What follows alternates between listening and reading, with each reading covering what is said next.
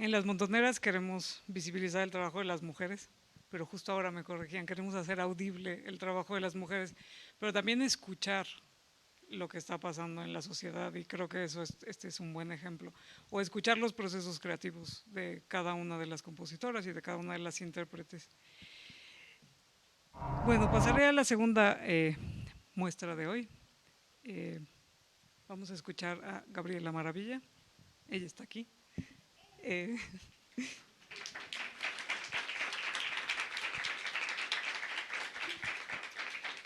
Ella es compositora, pero también es filósofa, especialista en historia del arte. Es egresada de la maestría en ópera experimental de la UNTREF Argentina. Su música se ha presentado en México y Francia, ha sido becaria del FONCA y ha trabajado en la Embajada de Corea del Sur, en la UNAM. Es cofundadora y docente de la Escuela Mirabilia. Y la obra que nos presenta en este disco se llama Heavy Breathing. Heavy Breathing es la exploración sonora de una idea y de un sentimiento encarnados en la dificultad de respirar, en lo difícil, amargo y doloroso que se hace el peso de la mirada del otro, la acción física y la mirada que cosifican, anulan y fragmentan el cuerpo y poco a poco el ser mismo.